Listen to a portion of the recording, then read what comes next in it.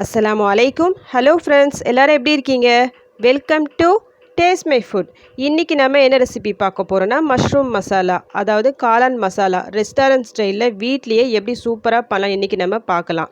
இது பார்க்கறதுக்கு முன்னாடி இது சாப்பிட்றதால நம்மளுக்கு என்ன பெனிஃபிட்ஸ் ஃபஸ்ட்டு அதை நம்ம தெரிஞ்சுக்கலாம். இந்த மஷ்ரூமை பொறுத்த வரைக்கும் இதில் நிறைய பொட்டாசியம், கால்சியம், ப்ரோட்டீன் சொல்லிட்டு எக்கச்சக்கமாக சத்துக்கள் அடங்கியிருக்கு. பொட்டாசியம் இதில் அதிகமாக இருக்கிறதால நம்ம பிபி லெவலை கண்ட்ரோல் பண்ணுது. அதோடு இல்லாமல் பிளட்டில் இருக்கிற கொலஸ்ட்ராலை கரைச்சி நம்ம பிளட்டை பியூரிஃபை பண்ணுது. ஸோ ஹார்ட் டிசீஸ் வராமல் நம்ம இது பாதுகாக்குது. கால்சியம் இதில் நிறைய இருக்குது. ஸோ போன்ஸ்க்கு இது ஒரு நல்ல ஸ்ட்ரென்த்து கொடுக்குது. இதில் நிறைய antioxidants plus vitamin D இருக்கிறதால கேன்சர் வராமல் இது ப்ரொடெக்ட் பண்ணுது. பட் தாய்ப்பால் கொடுக்குற மதர்ஸ் மட்டும் இதை சாப்பிடாம அவாய்ட் பண்ணது நல்லது. ஏன்னா இது தாய்ப்பால் சுரக்கிறத ரெடியூஸ் பண்ணுது. நெக்ஸ்ட் இந்த மஷ்ரூமை பொறுத்த வரைக்கும் 35,000க்கு அதிகமாக வெரைட்டிஸ் இருக்கதா சொல்கிறாங்க. பட் அது எல்லாத்தையும் நம்ம சாப்பிடக்கூடாது. ஏன்னா நிறைய அதில் பாய்சனும் இருக்குது. ஷாப்பில் விற்கிற நல்லதாக பார்த்து வாங்கி நம்ம சாப்பிடணும். இதை மஷ்ரூம் வாங்கிறதுக்கு முன்னாடி அந்த எக்ஸ்பைரி டேட்டை பார்த்து வாங்குங்க. வாங்கிட்டு 2-3 நாளைக்கு மேலே அதை ஸ்டோர் பண்ணி வைக்காதீங்க. நான் இன்றைக்கி ஒரு 200 கிராம் பட்டன் மஷ்ரூம்ஸ் தான் எடுத்துருக்கேன். ஃபஸ்ட்டு இது எப்படி வாஷ் பண்ண உங்களுக்கு சொல்லி கொடுக்குறேன். ஒரு பெரிய பவுலில் கொஞ்சம் தண்ணி நான் போட்டுட்டு அதில் மஷ்ரூமை போட்டுட்டு லைட்டாக வாஷ் பண்ணுங்கள். ரொம்ப ப்ரெஸ் கொடுக்காதீங்க, லைட்டாக வாஷ் பண்ணி எடுங்க. இதை ஒரு தடவை வாஷ் பண்ணிவிட்டு நான் அதே மாதிரி இன்னொரு டைமை நான் வாஷ் பண்ணுறேன். இதே மாதிரி 2 தடவை நார்மல் வாட்டரில் நம்ம வாஷ் பண்ணிவிட்டு 3ஆவது தடவை வாஷ் பண்ணும்போது ஒரு அரை லெமனை இது மாதிரி நல்லா நான் பிழிஞ்சு விட்டுட்டு அதில் இந்த மஷ்ரூமை வாஷ் பண்ணி எடுக்கிறேன். எதுக்காக இந்த லெமனை போட்டு நம்ம வாஷ் பண்ணுறோன்னா இந்த மஷ்ரூமோட கலர் சேஞ்ச் ஆகாமல் இருக்கும். அதோட அதில் இருக்க அந்த லைட்டாக கொஞ்சம் வாசனை இருக்கும் பார்த்திங்களா, அந்த வாசனையாக போயிட்டு நல்லாயிருக்கும் அந்த மஷ்ரூம் சாப்பிடும்போது.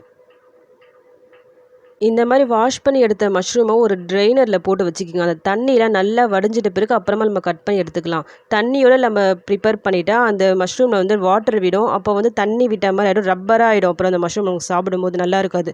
ஸோ அந்த தண்ணியெலாம் நல்லா வடிஞ்சு இந்த மாதிரி கட் பண்ணி எடுத்துக்குங்க. நெக்ஸ்ட்டு நான் ஒரு பெரிய வெங்காயம் இது மாதிரி கட் பண்ணி எடுத்து வச்சுருக்கேன். ப்ளஸ் 2 தக்காளியை நல்லா இது மாதிரி அரைச்சி எடுத்து வச்சுருக்கேன். நெக்ஸ்ட்டு நான் கொஞ்சம் முந்திரி எடுத்திருக்கேன். இது ஒரு 10 to 12 முந்திரி இருக்கும். இதை நல்லா பவுட்ரு பண்ணி எடுத்து வச்சுக்கிங்க தனியாக. இது அப்படியே இருக்கட்டும், ஃபைனலாக நம்ம இது யூஸ் பண்ணிக்கலாம்.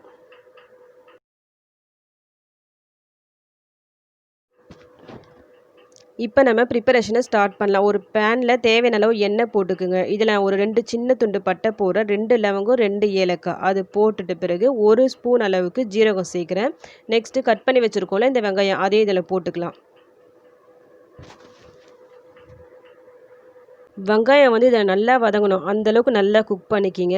நெக்ஸ்ட்டு ஒரு 2 ஸ்பூன் அளவுக்கு இஞ்சி பூண்டு பேஸ்ட் நான் சேர்க்குறேன். அதையும் நல்லா பச்சை வாசனை போகிற வரைக்கும் நம்ம குக் பண்ணிக்கலாம். இப்போ இந்த வெங்காயம் இஞ்சி பூண்டு பேஸ்ட்டு எல்லாம் நல்லா குக் ஆகிடுச்சு. இந்த ஸ்டேஜில் நம்ம அரைச்சி வச்சுருக்கோம்ல இந்த டொமேட்டோ பேஸ்ட்டை, அதையும் இதில் சேர்த்துட்டு அதையும் அதில் பச்சை வாசனை போகிற வரைக்கும் நல்லா வதக்கி எடுத்துருங்க.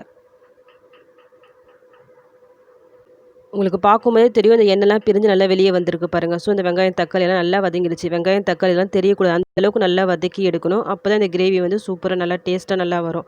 இப்போ நம்ம இதில் மசாலாவை ஆட் பண்ணிக்கலாம். நான் இதில் என்ன சேர்க்குறேன்னா ஒரு ஸ்பூன் அளவுக்கு மிளகாய்த்தூள், தனி மிளகாய்த்தூள் சேர்க்குறேன்.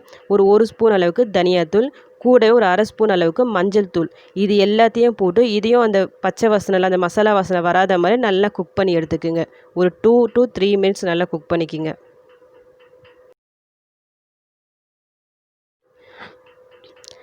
இப்போ இது எல்லாம் நல்லா குக் ஆகிடுச்சு. இந்த ஸ்டேஜில் நம்ம கட் பண்ணி வச்சுருக்கோம்ல மஷ்ரூம், அது இதில் சேர்த்துக்கலாம். சேர்த்துட்டு தேவையான அளவு சால்ட்டை ஆட் பண்ணிக்கிங்க. போட்டு நல்லா இந்த மசாலா கூட நல்லா மிக்ஸ் பண்ணி விட்டுக்குங்க மஷ்ரூமை. மஷ்ரூம் இதில் ஆட் பண்ணிவிட்டு ஒரு 1 மினிட் இது அப்படியே இருக்கட்டும். ஒரு நிமிஷம் கழிச்சிட்டு நம்ம தண்ணி ஆட் பண்ணிக்கலாம். தண்ணி நான் இதில் ஒரு 1/4 கப் அளவுக்கு தண்ணி சேர்க்குறேன். கொஞ்சமாக சேர்த்தா போதும். போட்டு நல்லா மிக்ஸ் பண்ணி விட்டுக்குங்க.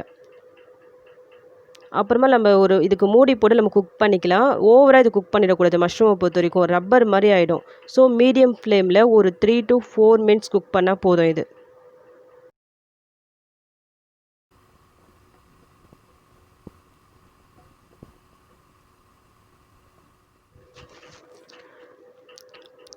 ஒரு 4 நிமிஷம் கழித்து நான் ஓப்பன் பண்ணுறேன். பாருங்கள் இந்த மஷ்ரூம் எல்லாம் நல்லா கொதிச்சுன்னு இருக்குது. இந்த ஸ்டைல் நான் என்ன இதில் சேர்க்குறேன்னா ஒரு ஸ்பூன் அளவு கரம் மசாலா அது போட்டுட்டு நல்லா ஒரு மிக்ஸ் கொடுத்து விடுங்க. நெக்ஸ்ட்டு நம்ம அரைச்சி வச்சுருக்கோம்ல அந்த கேஷ்நட் பவுட்ரு, அது இதில் சேர்த்துக்கலாம். இந்த கேஷ்நட் பவுடர் இதில் ஆட் பண்ண உடனே இந்த தண்ணியெல்லாம் இன்னும் நல்லா வற்றி இந்த கிரேவி நல்லா திக்காகும். இந்த பவுட்ரு சேர்த்துட்டு ஒரு 2 நிமிஷம் நம்ம அப்படியே குக் பண்ணிக்கலாம். மூடி போட வேணாம். ஓப்பன் ஃப்ளேமில் நம்ம குக் பண்ணிக்கலாம்.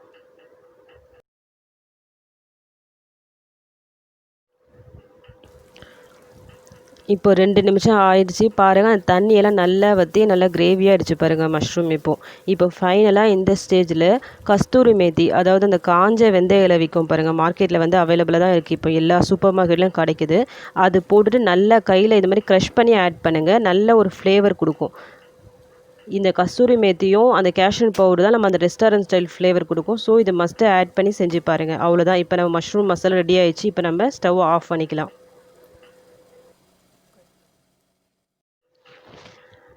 அவ்வளவுதான். இப்போ நம்ம restaurant style mushroom masala ready ஆயிடுச்சு. இதை ஒரு தடவை நீங்கள் செஞ்சு பார்த்துட்டா கண்டிப்பாக நெக்ஸ்ட் டைம் ரெஸ்டாரண்ட் போய் சாப்பிட மாட்டீங்க. வீட்லேயே செஞ்சு சாப்பிடுவீங்க. அந்தளவுக்கு இது செம்ம டேஸ்ட்டில் இருக்கும்.